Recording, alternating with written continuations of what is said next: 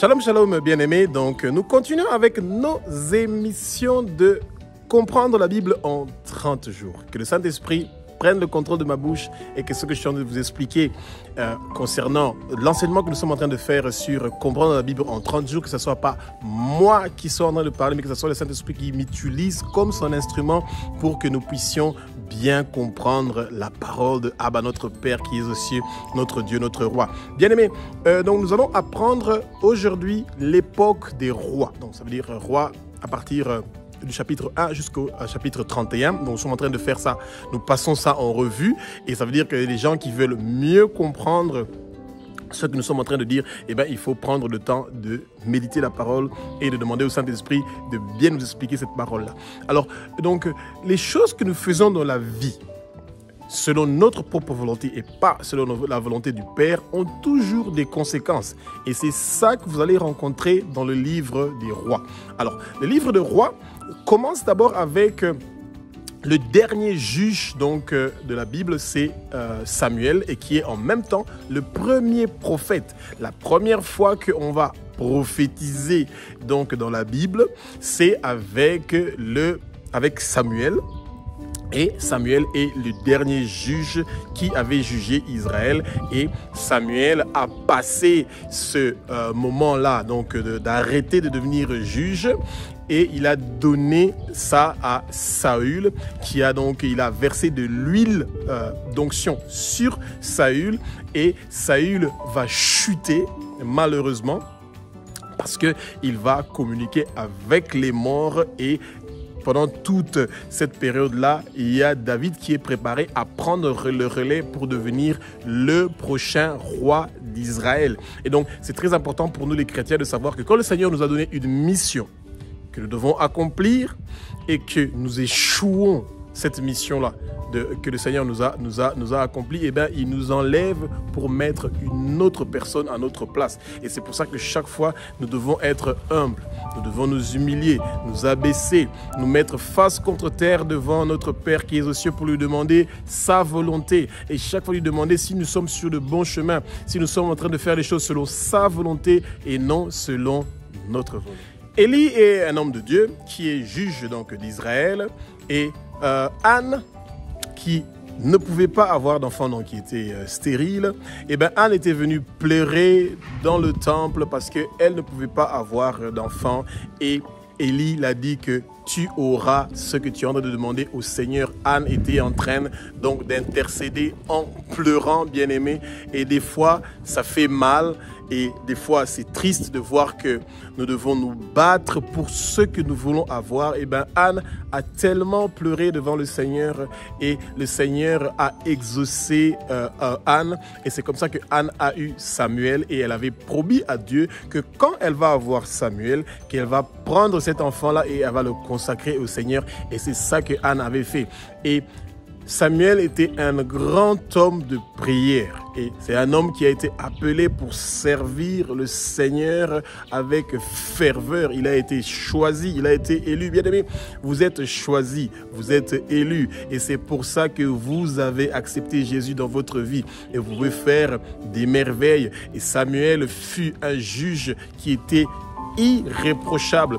Il a été le dernier juge d'Israël, et il a consacré comme roi Saül, le premier roi d'Israël, et il a consacré comme roi David, le deuxième roi d'Israël. Et David est l'un des plus grands rois, si ce n'est le plus grand roi qu'Israël a connu. Et c'est parce qu'il a reçu l'huile d'onction de Samuel. Et c'est comme ça que quand vous êtes en train d'étudier l'histoire de la Bible et d'Israël, vous allez bien comprendre que le Seigneur veut seulement des bonnes choses pour vous, mais que c'est nous, les êtres humains, qui ne voulons pas faire les choses selon la volonté du Père, mais nous voulons faire les choses selon notre volonté. Israël voulait être un royaume comme tous les autres royaumes. Eh bien, ils ne voulaient pas que Dieu soit leur seul juge. Eh bien, bien aimé, Quand nous ne voulons pas que Dieu soit notre seul juge, nous avons un problème dans notre vie parce que nous voulons faire les choses selon notre volonté. Eh bien, Saoul voulait avoir, non seulement lui, tous les autres rois aussi d'Israël, même David aussi, il voulait avoir l'autonomie militaire, économique, il voulait faire ce qu'il voulait, quand il voulait et comme il voulait. Et ils voulaient faire maintenant les choses parce qu'ils étaient devenus des rois. Ils voulaient faire les choses selon leur volonté et non selon la volonté du Père.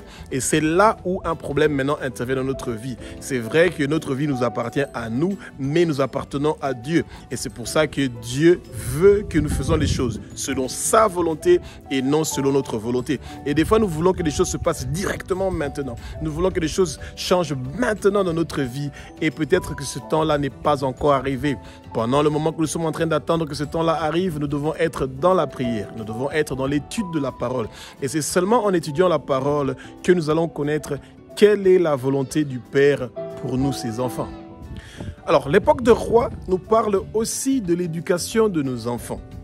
Élie était juge en Israël et puis c'était un homme de Dieu qui était respecté. Mais ses enfants étaient des enfants qui étaient insupportables et qui faisaient des choses contre la volonté du Père. Il faisait des choses qui n'étaient pas bien devant les yeux de l'Éternel. Et c'est pour ça que, comme Élie ne reprochait pas à ses enfants les mauvaises choses qu'ils étaient en train de faire, eh bien, le Seigneur avait décidé qu'un autre juge va naître et que ce juge-là sera formé dans la maison de Élie. Et ce juge-là, c'est Samuel. Et c'est Samuel qui va donner des victoires à Israël contre les Philistins. Bien-aimés, quand nos enfants sont en train de perdre leur chemin, quand nos enfants sont en train de changer leur chemin et qu'ils ne sont pas en train de suivre ce que la parole du Père est en train de nous dire, nous devons nous lever pour parler à nos enfants.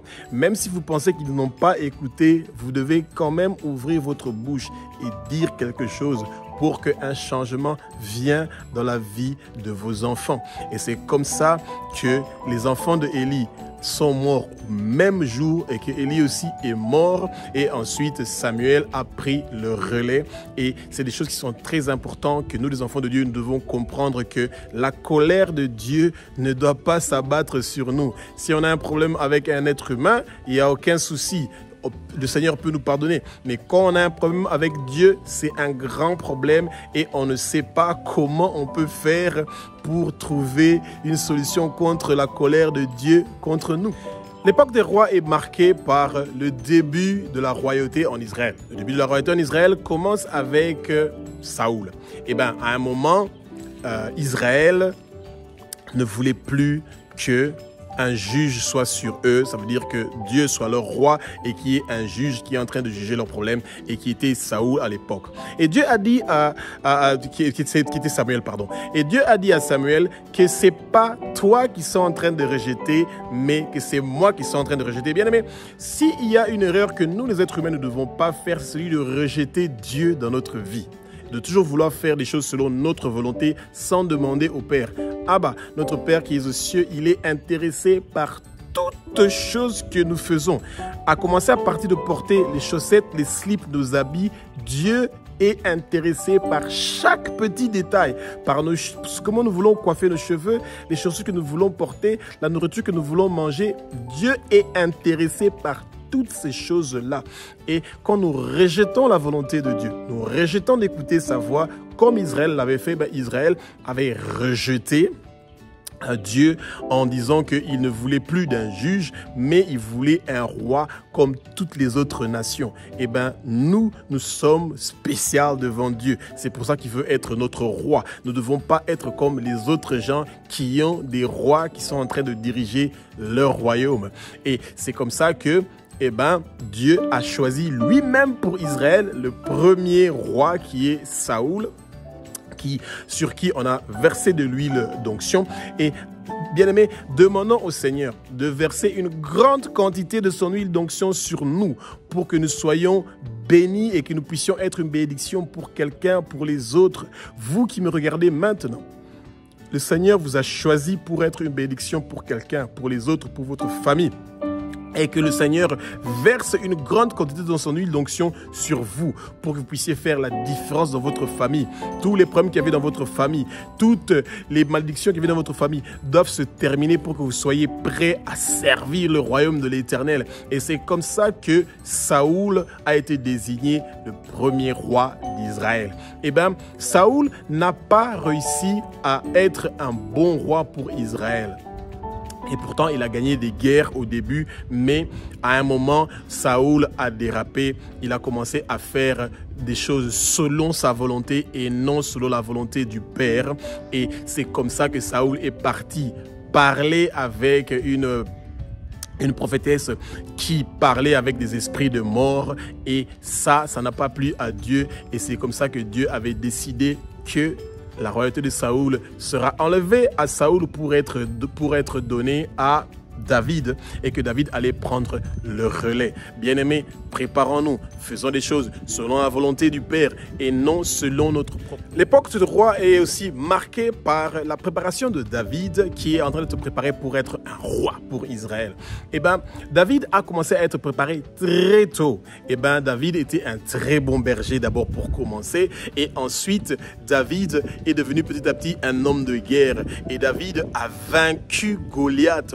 Que tous les Goliaths de votre vie soient vaincus parce que c'est des gens qui sont géants, qui viennent pour vous empêcher que votre destinée soit réalisée. Et bien, Goliath était là pour empêcher que la destinée d'Israël soit réalisée, pour empêcher que Israël puisse exister. Et il a défié Israël, le peuple de Dieu. Que tous les Goliaths qui sont en train de vous défier, qu'ils ne réussissent pas au nom puissant de Jésus-Christ de Nazareth. Bien-aimés, et c'est comme ça que Israël avait besoin de quelqu'un pour combattre Goliath. Et Saoul ne savait pas que ce petit garçon-là qui est venu et qui a fait tomber Goliath, que ce garçon-là sera celui qui va le remplacer et qui va devenir le roi d'Israël. Et cette époque-là des rois est aussi marquée par un amour merveilleux que nous devons tous apprendre, l'amour entre David et Jonathan, qui est quelque chose de très important que nous les chrétiens devons savoir, que nous devons toujours avoir l'amour envers les autres,